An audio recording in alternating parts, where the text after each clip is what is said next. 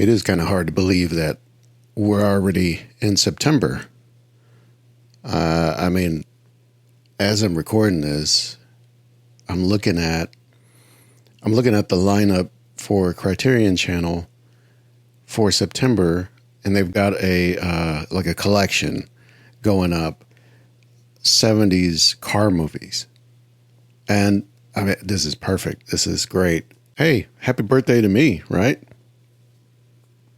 That's something that I'm always fascinated with, movies of that era, but also movies that have or focus or integrate cars and car culture or the lifestyle, whatever, into the movies. And so that's going to be perfect. I'm going to check those out for sure.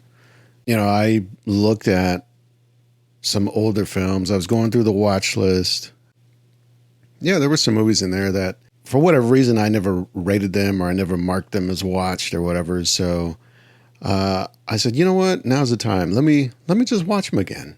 One, just to see like how much I remember, but also if I like them, it might be worth just enjoying them once more. So one of those movies was a movie called Convoy.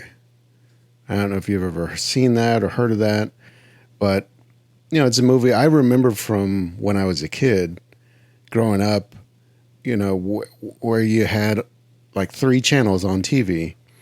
And that was one of the movies that they might show like on a Saturday morning, or not Saturday morning, like a Sunday morning, or, you know, even a late night movie, because it's kind of, put it this way, it's in that era of films. Like I talked about this not too long ago, where I think it was Thunderbolt and Lightfoot, where it came in that period during the 70s when movies were going from like heavy, dramatic, themed material into kind of lighthearted comedic stuff. Like same premises, they were just putting new spins on things. And this was one of those where Convoy, it kind of feels a lot like other movies of that era. I mean, this would have come out in, when did this come out? Let me see if I can remember here. I think it was like 1970. I have to look it up. I think it was 1978. And now if you think about it, that was right around the time of Smokey and the Bandit. That was after Thunderbolt and Lightfoot. That was after movies like Vanishing Point and all of those in the earlier in the 70s. And this was one that kind of shows that transition, because it's directed by Sam Peckinpah. It's got Chris Christopherson as the lead. It's got Ally McGraw in it. And yet it's poking fun at itself in some ways, or poking fun even at the genre.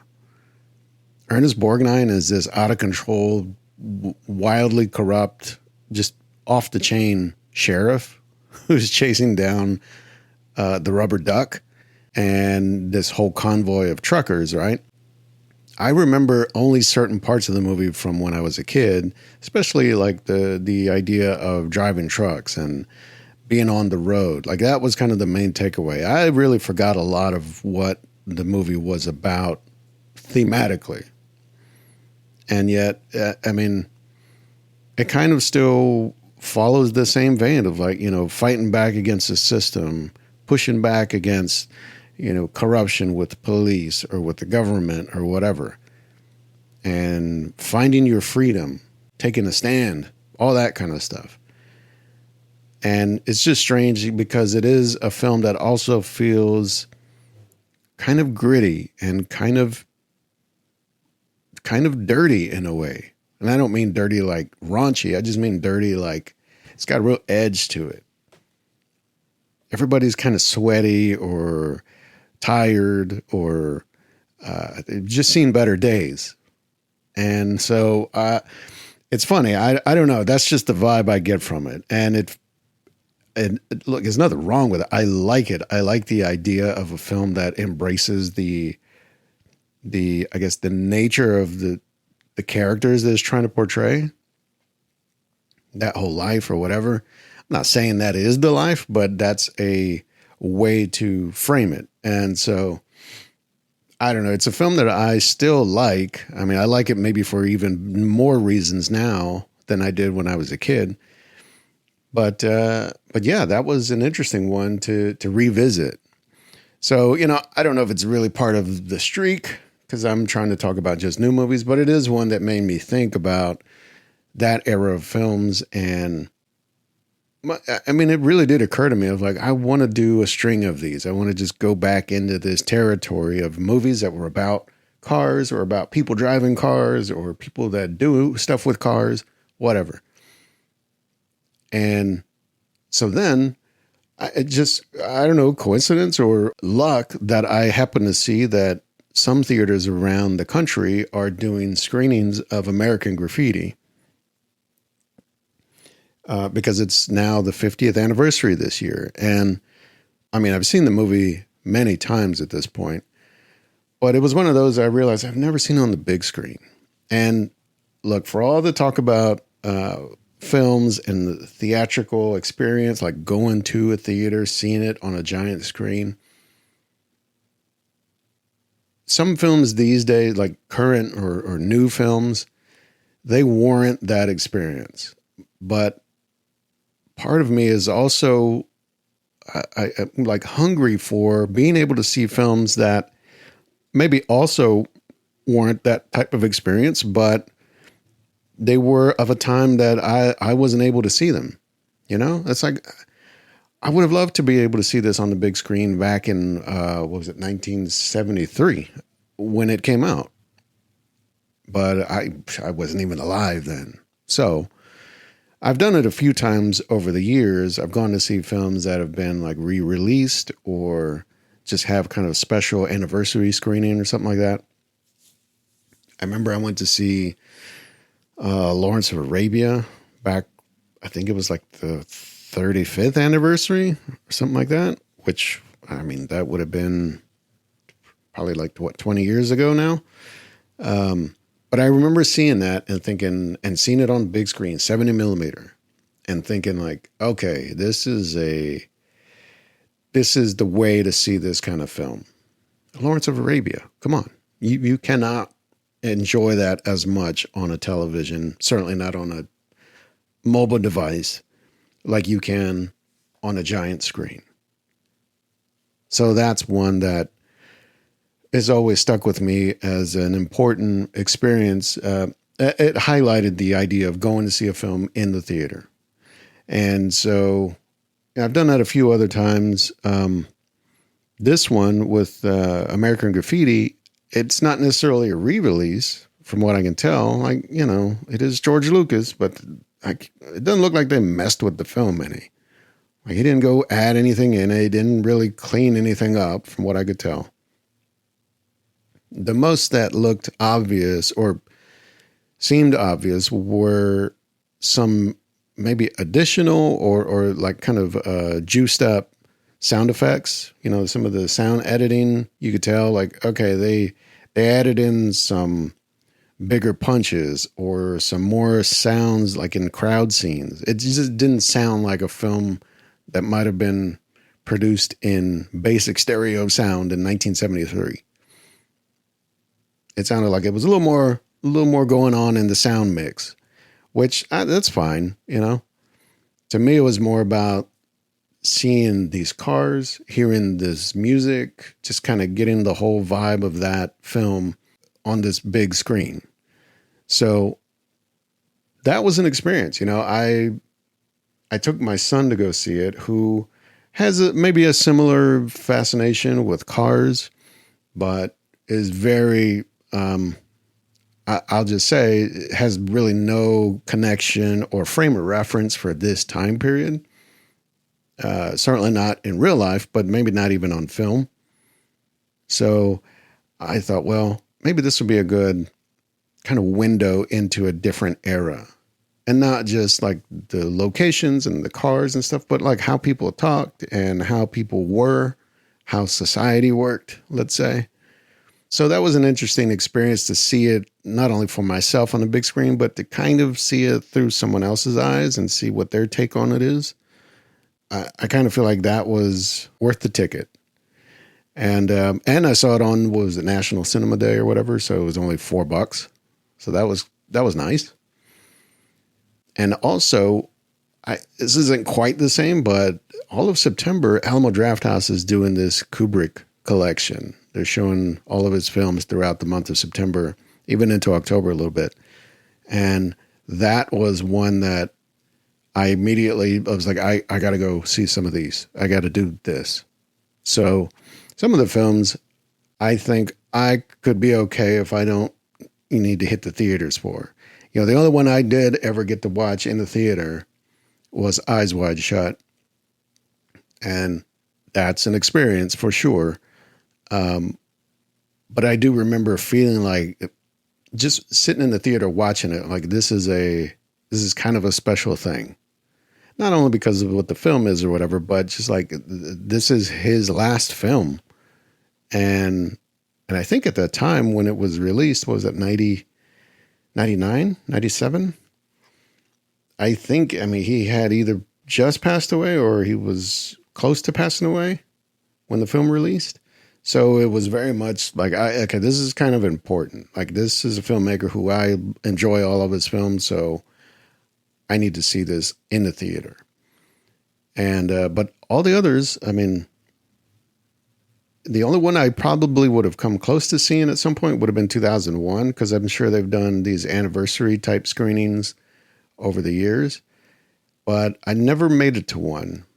And so now it's the first one that I'm going to do at the beginning of September. I'm going to do a screening of 2001 and see how that goes. I mean, I've always enjoyed the movie. I know it's long and slow and weird, but it's just something that it's like a gem from an era that shouldn't have produced gems like that, I think. To think that film came out, I think it was 1968, and yet so much in the world that was going on, but also so much of what's told in the film, what's shown in the film, was so far from reality. And either it came true or it's close to coming true now. Whether it's going to the moon or the advent of artificial intelligence, right? Like, take your pick. Those things are happening or have happened. So I want to go back and see that on the big screen. Going to do that coming up soon. And then there are a couple other films. I mean, at least here where I'm at in the Houston area, there's only one Alamo Drafthouse here, and they're not showing all of his films, which is a little bit of a disappointment. Now maybe they'll kind of book more screenings or open some up as we get into the month, but for right now, they're only showing like 6 of his films, I think. And one of them that I wanted to see that I wasn't sure they were going to program was The Shining. And they just did, or I just saw an addition to it. So I got tickets for The Shining. That's not till October, but I figured that's going to be a really interesting one to see on the big screen also, right?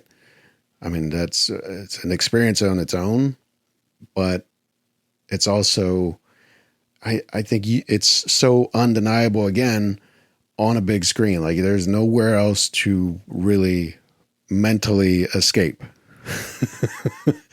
So some of these films I would want to see again. Obviously, it turns out, of course, that these screenings, the tickets just went like that. So once I found out about it, which apparently was a little too late, I went to go look at tickets and they were just like going, like there was hardly anything left.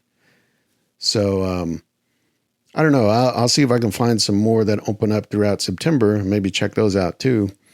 But that's interesting. I was a little curious about what I was going to do as I kind of look forward into what other films I want to talk about or watch. I want to really, like I said, stay away from new releases, like just kind of back off of that for a while. Let that do its thing. I'll come back around to some newer stuff later. But I want to go back and look at older films and stuff that I've obviously missed or just passed on for whatever reason. And so, look, in that vein of like, I've got 2 different things of 2 different sets of films that I'm looking at. Kubrick, I've seen all of his films. I take it back. I've seen all but 3 of his films. The most recent one was The Killing, which I just talked about not too long ago, and that was a discovery for me. But I've never seen Paths of Glory. I've never seen all of Barry Lyndon. I've seen Spartacus once, and that was so long ago. It's honestly like I didn't see it. So there may be a point here where I go back and watch those. I've kind of got those lined up to maybe do later on. But for now, what I want to do is I want to go into this Criterion collection, these 70s car movies. This is perfect. And the first one is Le Mans, which, for a long time, I think I had confused or maybe combined in a way with Grand Prix. And, that's a film probably from around the same time. It was directed by John Frankenheimer. I know that. I think James Garner's in it. Some other people. It's been a long time since I've seen that one also. But that was one that, for me, really showed, okay, the things that were happening in filmmaking to capture like this high-speed racing on film. And so watching Le Mans, this was one that, honestly, I feel like, if my memory serves, this takes it even further. And because this film, there are characters in it. Steve McQueen is, I guess, the main character in it. And there is some sort of plot and some things that are going on between the characters. But honestly, like 80% of this film is just watching cars racing. And that is pretty amazing. Because you think about now, you can watch a race on television with the coverage that they do with the commentator and the cameras and all that stuff. But you have to remember, this film, Le Mans, came out in 1971, and there was nothing like this available to people. If you wanted to watch a race, you had to go to the race. And if you've ever watched a race from the stands, it's nothing like this. You're not in the cockpit. You're not on the ground, like just scraping the road at 150 miles an hour. This is, I put it this way, this was really impressive in terms of what they were able to do to capture this type of speed and just the elements. There's a lot of like racing in the rain, even at night. And they're able to capture this on film, and it looks great. I don't know if it's been maybe restored or it's just held up so well over the years, but the cinematography in this film is amazing. And just capturing these cars, capturing the energy of racing. This film does it really. It's one of those I could see it really set the bar for, okay, this is how you have to do this now. And I can think of a few other films over the years that have maybe dialed that up or pushed it even further. Something like Rush, which came out, maybe like 10 years ago now? It was a Ron Howard film, Chris Hemsworth, Daniel Bruhl's in it. It's a really good film, and it's similar to some of the territory in this film. But that is, if I remember right, I think that's about F1 racing. But then you also have Ford versus Ferrari. It just came out, like 3 or 4 years ago? And that's probably more in line with what this film is, although that is a lot more about the characters and about their story. The racing and all that, the cars, is kind of secondary, but it's important. It's part of the title, right? But just the fact that this film was done over 50 years ago and really does it so well. I just think that's a remarkable achievement. There's not an easy way to say, if you want to show racing on film, I mean, there's only so many ways you can really do that. You know what I mean? There's only so many places you can put a car or a camera in a car. And there's only so many angles you can get. There's only so many cuts you can get. And look, you even kind of see it happen in the film where, okay, well, we're showing cars passing a certain point in the track, and we kind of just get the same shot like 8 times in a row. Or like even when the cars are starting up for the race, they announce the car, the number, and then they show the driver starting the car up. And then we get that like 5 or 6 times in a row. I'm like, okay, well, you kind of ran out of a little bit of ideas here. But once the racing gets going and you start to see the guys kind of jockeying for position, trying to pass and trying to get around corners and all that, it's pretty impressive. And so I just, I don't know why I never saw this film. I feel like this is, you know what I think it is, actually?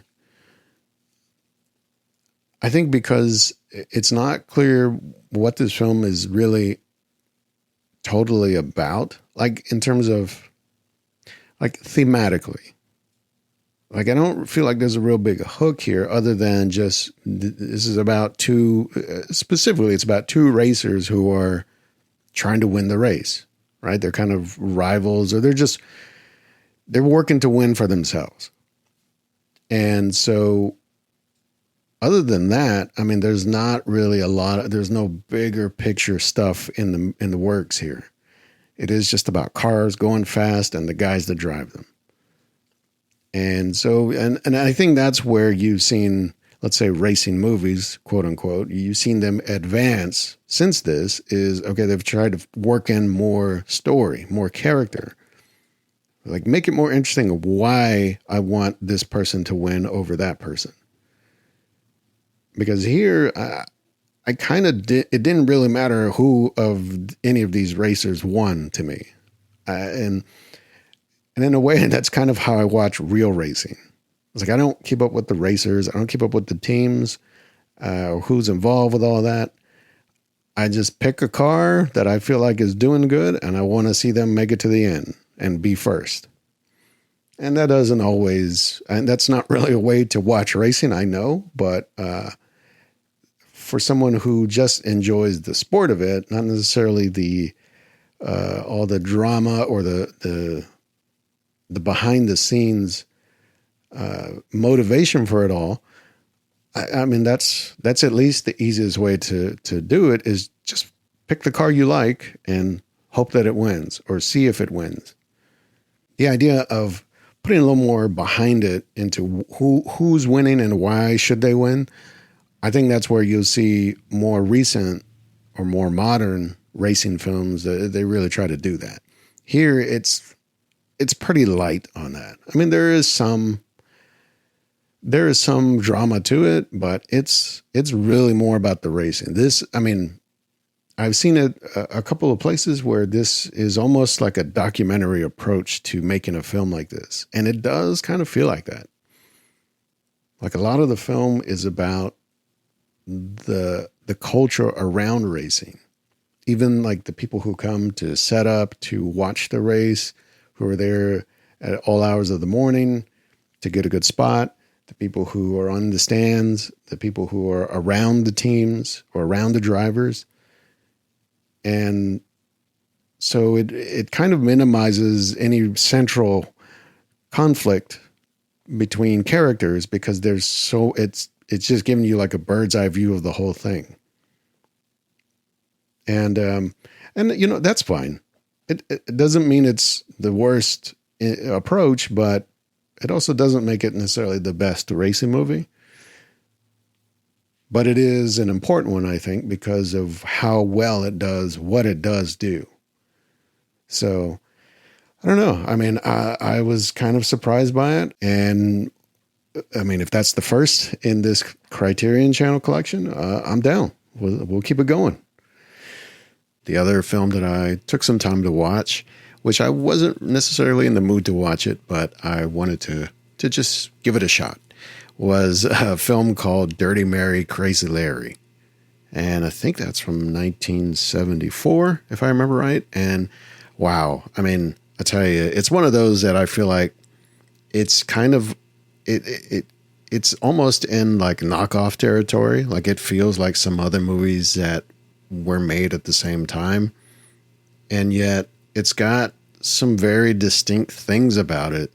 I can say the main character is Peter Fonda. He plays Larry. He's a racer, a race car driver, and it's him and his mechanic Zeke, and they are kind of on the run. Actually, they're a racing pair, a duo that has just basically gone into criminality, you know? And in that, they pick up Dirty Mary, who is somehow, look, I'll just say, I don't really know Susan George, who plays Mary in this film. I don't really know her from any other films, but it's like low key is the best casting because she looks kind of gnarly, kind of dumb, kind of scary, like dangerous wise, but also adds an element of fun to the whole thing.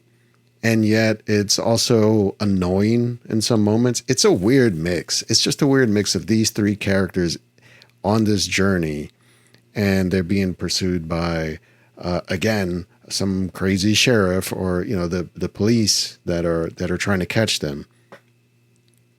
And you see where they've got, they're trading cars. They're like just on the run. They're always moving. The action is always moving in the film. And yet the real standout sequence, or let's say the standout element to the film, is when after all these different things, these ways they're trying to figure out to kind of keep from getting caught, they end up picking up this green Dodge Charger, right? 69 Charger, like a lime green, sublime green, let's say. And they just haul ass and they're going for it, trying to get away. And that's where the film kind of really ups the stakes, because not only are these characters really pushing the envelope now of trying to not get caught, but the filmmakers are pushing the envelope in terms of the stunts.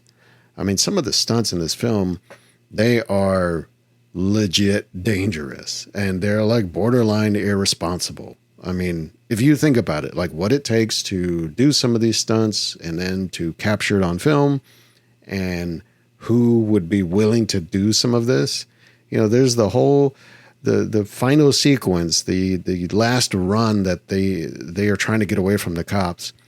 There's an officer and there's a pilot in the helicopter they're literally chasing this car almost at eye level, like hovering above the road, doing who knows how many miles an hour. It looks insane. And of course, this was from the early 70s, so there's no visual effects. There is a guy in a helicopter chasing a guy or three people in a car at high speed with trees, with all kinds of other things going on around them. I mean, it is legit crazy to just watch happen, much less to have figured out how to do it safely. So that's why I think the film kind of earns its stripes, is it really goes there in terms of trying to do something that maybe we haven't seen on film yet. Otherwise, I mean, the film, I feel like it's familiar territory. If you've watched chase films or heist films or just even some buddy comedy movies, like we're in some familiar territory. The other thing, aside from the stunts and some of the action in the film, the other thing that this film pulls off, which is a bold move, I mean, it's a choice, is the end. And without telling you what happens at the end necessarily, I'll just say that it's not one you really see coming, although if you kind of zoom out and you look at how would this realistically end, it makes sense. But it's still such a shocker the way it's kind of laid out for you. You expect the film is going to go a certain direction and then, nope, we're doing something else. And So that's a bold move, and I'll give it, I'll give the credit to actually trying to do something different. So again, that's one that's in this Criterion collection, and I'm looking forward to some of these others. Anyway, that's it for now. I'm going to come back later with some other car movies to talk about. We'll see y'all around, and go watch something new.